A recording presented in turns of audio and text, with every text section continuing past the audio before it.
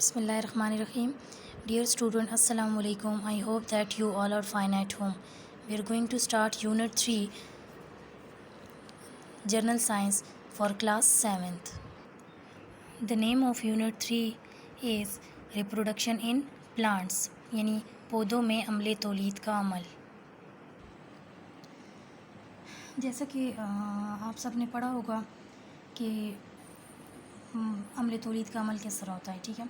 ममालिया जानवर बच्चों को जन्म देते हैं, परिंदे रिप्टाइल्स अंडों से जन्म लेते हैं, जल थले मछलियाँ और दूसरे इनवर्टिब्रेट्स पानी में अंडे देते हैं जो लार्वा में तब्दील हो जाते हैं, ठीक है। इसी तरह पौधे भी जानदार अशिया हैं जो अमले तौलीद का अमल सर अंजाम देते हैं। ये बीज पैदा करते हैं जिससे नए पौधे पैदा होते हैं। हमारे पास रिप्रोडक्शन की 2 टाइप्स हैं, एक है एसेक्सुअल रिप्रोडक्शन और एक है सेक्सुअल रिप्रोडक्शन। तो फर्स्ट है एसेक्सुअल रिप्रोडक्शन इन प्लांट्स। जैसा कि पौधों आप सबको पता है कि पौधों में भी गैर जिनसी तौलीद का अमल होता है। आपने अक्सर बाग में गुलाब चंबेली के कलमों को देखा होगा।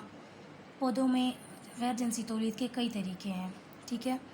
यानी जो हमारे पास एसेक्सुअल रिप्रोडक्शन इन प्लांट्स है, ये रिप्रोड्यूस करता है सिर्फ एक ही पेरेंट्स प्लांट से, जिसमें एक ही पेरेंट प्लांट इन्वॉल्व होता है। और ये मुख्तलिफ़ किस्म सेवरल मेथड्स पर मुश्तमिल होता है, जिनमें फ़र्स्ट आ जाता है कटिंग जब एक तन्ने को काट कर ज़मीन के अंदर लगाया जाता है तो हर कटिंग से जड़ें निकलती हैं और इससे नया पौधा बनता है, मसलन गुलाब वगैरह, ठीक है। सेकंड है ग्राफ्टिंग हमारे पास सेकंड मेथड है। कटिंग और grafted on the plants of same kinds. तो इसकी प्लांट्स में हम प्लांट्स की क्वालिटी और क्वांटिटी को देखेंगे ग्राफ्टिंग के अमल में, ठीक है। Now the next is layering, यानी परतें। जब चंबेली के पौधे की एक शाख मिट्टी में दब जाती है तो इससे जड़ें पैदा होती हैं जिससे नए पौधे बनते हैं। ये शाखें फिर मरकज़ी पौधे से अलहदा हो जाती हैं, जैसा कि डायग्राम्स में देख रहे हैं आप, लेयरिंग इन प्लांट्स। थर्ड है रनर। फोर्थ है रनर। हमारे पास कुछ प्लांट्स जैसे कि स्ट्रॉबेरीज, कैक्टस ग्रो करते हैं, इनकी स्टेम ग्रो करती है अबव द सरफेस ऑफ साइल और प्रोड्यूस करते हैं बर्ड्स। यही बर्ड डिटैच होके पेरेंट्स प्लांट से डिटैच हो जाते हैं और न्यू प्लांट्स प्रोड्यूस करते हैं। Now the next is tuber. Potato tubers have eyes और बर्ड्स ऑन इट। यही जो हमारे पास ट्यूबर्स हैं, यानी जो बर्ड्स हैं, ये ग्रो कर जाते हैं, आई और बर्ड्स डेवलप होकर न्यू प्लांट्स बनाते हैं। सेकंड है सेक्सुअल रिप्रोडक्शन। तौलीद का वो अमल जिसमें जिनसी खलिए हिस्सा लेते हैं जिनसी तौलीद कहलाती है।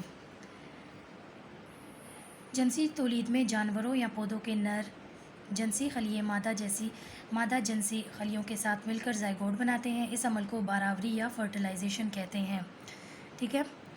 इसमें हमारे पास रिप्रोडक्शन के प्रोसेस में सेक्स सेल्स इन्वॉल्व होते हैं जो कि फ्यूज़ कर जाते हैं, यानी मेल और फीमेल आपस में इंटरलिंक हो के ज़ायगोट बनाते हैं और यही ज़ायगोट आगे डेवलप हो के सीड बनाते हैं। तो इसमें फ़र्स्ट है फ्लावर हमारे पास रिप्रोडक्टिव पार्ट है और ये कंसिस्ट होता है सेपल, पेटल्स, स्टेमन्स और कार्पल्स पे। सेपल्स हमारे पास ग्रीन कलर का है और लीफी लाइक स्ट्रक्चर्स हैं और ये प्रोटेक्ट करता है इनर पार्ट ऑफ फ्लावर्स, जबकि पेटल्स हमारे पास ब्राइटली कलर्ड हैं और लीफ लाइक पार्ट्स हैं। सेपल्स और petals asexual part of flower हैं और स्टेमन्स हमारे पास मेल रिप्रोडक्टिव ऑर्गन्स हैं। डायग्राम्स में आप देख सकते हैं सेपल्स को क्लियरली और स्टेमन्स जो कि एंथर और फिलामेंट्स के साथ हैं, ठीक है। और ओवरी स्टाइल स्टिग्मा ये कार्पल्स के हमारे पास आ जाएंगे।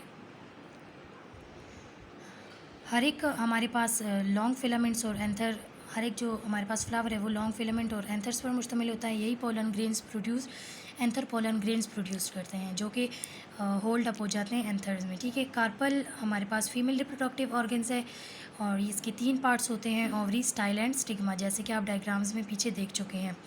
ये नेक्स्ट है हमारे पास comparison of asexual and sexual reproductions, दोनों की कंपैरिजन है। Now the next topic is pollination हमारे पास as transfer of pollen grains from anther to stigma of the carpel is called pollination हमारे पास सक्सेसफुल होती है सेक्सुअल रिप्रोडक्शंस में। 2 types की हमारे पास पोलिनेशन होती है, एक सेल्फ पोलिनेशन, एक क्रॉस पोलिनेशन। सेल्फ पोलिनेशन हमारे पास खुद ज़ेरगी में जो पोलन ग्रेन्स हैं, यानी सेल्फ पोलिनेशन के प्रोसेस में पोलन ग्रेन्स एक फूल के स्टेमन से उसी फूल के यानी सेम फूल के स्टेगमा पर मुंतकिल होते हैं। जबकि क्रॉस पोलिनेशन में हमारे पास जो पोलन ग्रेन्स है वो एक फूल के स्टेमन से दूसरे फूल के यानी डिफरेंट फूल के स्टेगमा पर मुंतकिल होते हैं। अब पोलिनेशन के लिए दोनों पौधों का ताल्लुक एक ही ग्रुप से होना चाहिए। मसलन सूरजमुखी के पोलन ग्रेन्स किसी दूसरी सूरजमुखी के फूल से ही पोलिनेशंस कर सकते हैं, ठीक है, क्योंकि इसके नतीजे में मजबूत पौधे पैदा होते हैं जो सख्त माहौल में भी ज़िंदा रह सकते हैं। ये आप डायग्राम्स दे सकते हैं सेल्फ पोलिनेशन और क्रॉस पोलिनेशन की।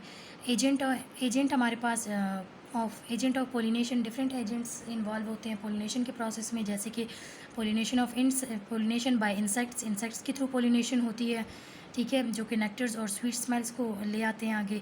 जबकि पोलिनेशन बाय बर्ड्स भी होते हैं। इसी तरह पोलिनेशन बाय विंड्स भी होती है, यानी आंधी के ज़रिए पोलिनेशन, और पोलिनेशन बाय वाटर भी। ये आप डायग्राम्स में देख सकते हैं कि किस तरह पोलिनेशन हो रही है। Now the next topic is fertilization. Fertilization is the fusion of male and female sex cells to form a zygote. यानी fertilization वो प्रोसेस है जिसमें मेल और फीमेल फ्यूज होके zygote बनाते हैं और पोलन ग्रेन्स हमारे पास प्रोड्यूस्ड होते हैं पोलन ट्यूब्स में after falling on the stigma, जब वो स्टिग्मा से गिर जाते हैं। The pollen tubes grow into the styles of the carpel, और यही जो पोलन ग्रेन्स हैं यानी पोलन ट्यूब्स हैं ये हमारे पास कार्पल के स्टाइल पे ग्रो करना स्टार्ट कर देते हैं, और जो कि विच कंटेन एन एग। जो मेल न्यूक्लियस है वो from the pollen grain reach egg की तरफ पहुंच जाता है थ्रू द पोलन ट्यूब, और यही मेल न्यूक्लियस फ्यूज होके एग के साथ, and as a result fertilization start हो जाती है। अब सीड एंड फ्रूट फॉर्मेशन किस तरह होती है, यही जो फर्टिलाइज्ड एग है ये आगे डिवाइड हो जाता है repeatedly and form a mass of cells. यही mass of cells finally developed हो जाते हैं टीनी प्लांट्स में, जिसे हम एम्ब्रियो कहते हैं। अब यही embryo in the centre of ovules and is surrounded by the tissue, जिसे हम एंडोस्पर्म कहते हैं। एंडोस्पर्म फूड स्टोरेज का काम करता है फॉर एम्ब्रियो के लिए। यही एम्ब्रियो और एंडोस्पर्म्स हमारे पास एक सराउंड किए हुए होते हैं टफ प्रोटेक्टिव लेयर्स को, जिसे टेस्टा कहते हैं। टेस्टा, एंडोस्पर्म और एम्ब्रियो कोलेक्टिवली कार्ड सीड, इसे तीनों को हम कोलेक्टिवली सीड कहते हैं, और यही सीड आगे डेवलप होकर ओव्यूल बनाता है अब फर्टिलाइजेशन के बाद, और ड्यूरिंग दिस प्रोसेस ओवरी हमारे पास डेवलप होकर फ्रूट बना देती है। डायग्राम्स में क्लियरली दिखाया गया है, ठीक है। स्टूडेंट्स, आई होप दैट कि आपको इस यूनिट की समझ आ गई होगी। Thank you.